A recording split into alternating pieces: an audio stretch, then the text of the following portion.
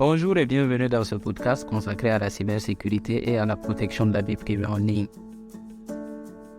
Aujourd'hui, je vais répondre à la question de M. Razanwende Nana qui a souhaité que je puisse vous parler de la protection des données à caractère personnel. C'est un sujet que j'ai jugé très important. Donc, j'ai décidé d'aborder ce sujet-là aujourd'hui avec vous. Alors, avant de parler de protection des données à caractère personnel, il convient quand même de comprendre ce que c'est qu'une donnée à caractère personnel et comment se fait à connecter le traitement de ces données à caractère personnel. Donc, à travers ce podcast, je répondrai notamment à la question de M. Nana, tout en vous parlant, en vous définissant bien sûr ce que c'est qu'une donnée à caractère personnel et également comment est-ce que se fait la collecte et le traitement des données à caractère personnel. Surtout, quel est le cadre juridique au Burkina Faso qui régit en fait le traitement des données à caractère personnel, à savoir donc les droits pour les propriétaires des données à caractère personnel, ensuite les obligations pour les institutions, organisations, entreprises ou individus qui procèdent à la collecte des données à caractère personnel et bien évidemment les sanctions qu'encourt toute personne, toute institution ou toute structure qui ne veille pas à l'intégrité des données à caractère personnel qu'elle collecte et qu'elle conserve. La loi qualifie de données à caractère personnel toute information de quelque nature qu'elle soit et indépendamment de son support, y compris le son et l'image, donc relative à une personne physique identifiée ou identifiable directement ou indirectement. Pour dire quoi? De façon plus simplifiée, une donnée à caractère personnel n'est rien d'autre qu'une donnée qui permet d'identifier un individu ou une donnée relative à une personne identifiée. Donc, ces données à caractère personnel sont notamment, à titre d'exemple, le nom, le prénom, l'adresse email, le numéro de téléphone, l'âge, le sexe, la situation matrimoniale, les opinions politiques, les données de localisation, le numéro de CNIV, la voix ou même l'image. Donc, c'est un ensemble de données ou ce sont des données qui permettent d'identifier directement ou indirectement un individu. Donc, à l'exemple de l'ensemble de ces données, de ces exemples de données qui ont été cités précédemment.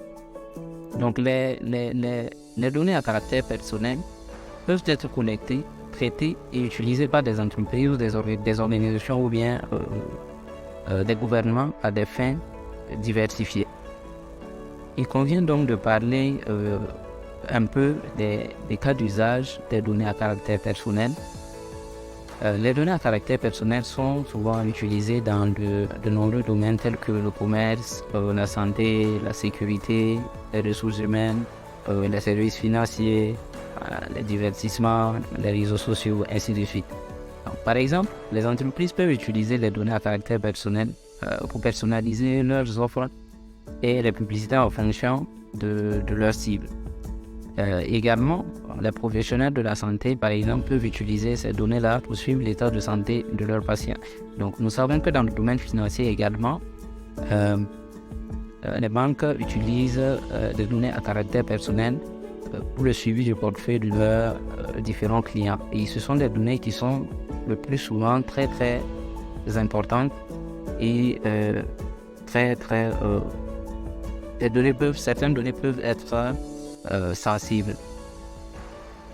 Alors, ces données sensibles sont celles qui font apparaître directement ou indirectement les origines raciales ou ethniques, les opinions politiques, philosophiques ou encore religieuses, ou bien l'appartenance syndicale des personnes ou sont relatives à la santé ou à la vie sexuelle de celles-ci. Donc, à titre d'exemple de données sensibles, le statut sérologique, par exemple, d'une personne est une donnée à caractère personnel très sensible.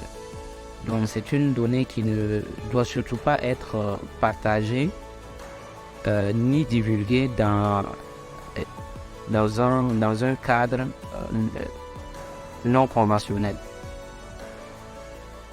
Savoir et pouvoir protéger ces données à caractère personnel est important pour éviter qu'elles ne tombent en de mauvaises mains et soient utilisées à des fins malveillantes. Bien sûr, ces fins malveillantes sont sous diverses formes. Voilà, en fonction de la nature de la donnée que une personne malveillante peut avoir sur nous. Son utilisation malveillante également peut être de diverses formes. Il existe donc des mesures concrètes que vous pouvez prendre pour protéger vos données à caractère personnel. Premièrement, il faut lire les conditions d'utilisation et les politiques de confidentialité des plateformes ou des applications que nous utilisons communément. Il faut prendre le temps de les lire pour comprendre comment est-ce que ces plateformes ou ces applications-là collectent des données chez nous, parce que ce sont des données que nous leur fournissons souvent, mais nous ne savons pas dans quel contexte ces données-là sont utilisées ou sont exploitées. Donc il est important de lire les politiques de confidentialité pour comprendre comment nos données que nous fournissons ou les données que collectent les applications ou les plateformes sur nous sont utilisées. Ensuite, il faut utiliser bien évidemment des mots de passe forts lorsque nous utilisons ces mêmes plateformes ou ces mêmes applications en ligne. Ces mots de passe forts vont éviter en fait que nos informations, surtout celles sensibles, puissent être atteintes par des personnes malveillantes. Ensuite, il faut activer l'authentification à 2 facteurs pour les plateformes qui le permettent ou les applications qui le permettent. Notamment sur Facebook, par exemple, il y a l'authentification à 2 facteurs qui est bien possible. Donc, il faut activer cette authentification à 2 facteurs. Et également sur Twitter, je pense que c'est possible. Donc, il faut toujours activer cette authentification à 2 facteurs lorsque cela est possible. Il faut également limiter la divulgation de vos données à caractère personnel. Évitez de fournir des informations personnelles sur les sites web au hasard, voilà, ou des applications que vous ne connaissez pas ou qui ne sont vraiment pas fiables. Donc, il faut éviter au maximum de communiquer ces informations personnelles, son nom, son prénom, sa photo, faire des enregistrements, ou soit même les données de sa carte bancaire, ainsi de suite, le numéro de sa CNIB. Il faut éviter de faire cela sur des sites ou des applications qui ne sont pas fiables. Ensuite, il faut toujours utiliser des logiciels de sécurité, que ce soit sur son téléphone ou sur son ordinateur, ou éviter bien sûr des logiciels malveillants qui peuvent soutirer ou qui peuvent voler vos informations, vos données à caractère personnel.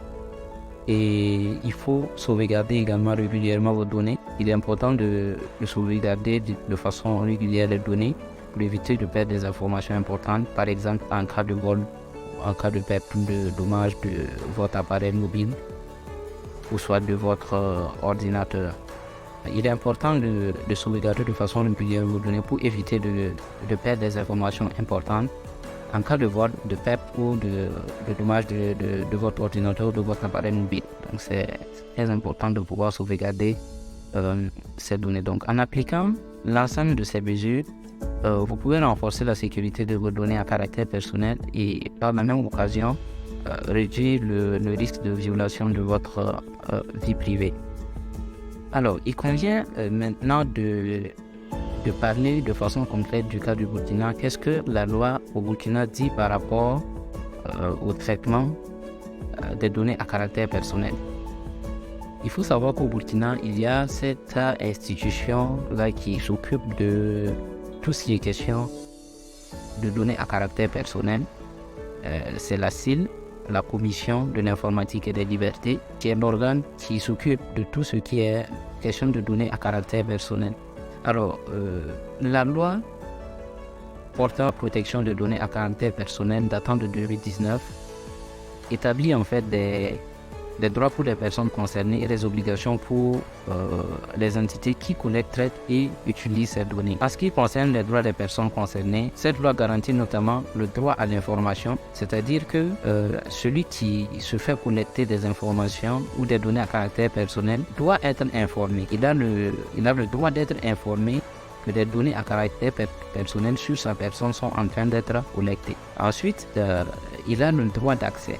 Donc, il a le droit d'accéder aux informations caractère ou aux données à caractère personnel qui sont en train d'être connectées sur elle. Ensuite, cette personne a le droit de rectification. Elle a le droit de demander la rectification d'une information à caractère personnel connecté sur sa personne. Elle a le droit également à l'effacement. Donc la personne, l'individu a le droit de demander l'effacement d'une information à caractère personnel connectée sur sa personne. Ces personnes concernées également peuvent s'opposer à l'utilisation de leurs données à des fins de prospection commerciale et à la prise de décision automatique les concernant.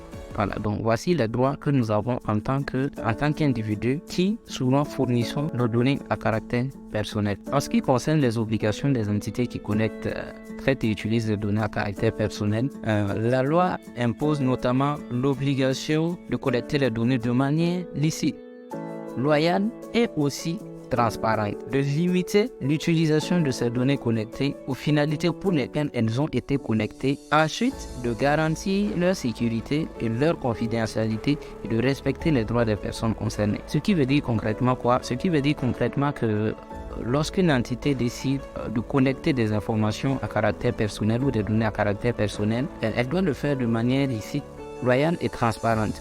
Également, limiter l'utilisation de ces données-là pour les finalités pour lesquelles elles ont été collectées. Si je décide aujourd'hui de collecter des informations, des données à caractère personnel sur des individus, dans le cadre d'une enquête, je suis obligé de me limiter au cadre de cette enquête. Je ne peux pas, par exemple, reprendre ces données à caractère personnel pour les revendre à un tiers ou les céder à un tiers. Donc cela est interdit par la loi au Burkina Faso. Il est bien de parler des droits et des obligations, mais il y a également les sanctions que encourent les personnes qui ne veillent pas au respect de la sécurité et de la confidentialité des données à caractère personnel qui sont connectées. Donc toujours selon la loi portant protection des données à caractère personnel, dans le cadre du Burkina, plus précisément la loi numéro 001-2021, AN, donc c'est une loi qui est assez récente.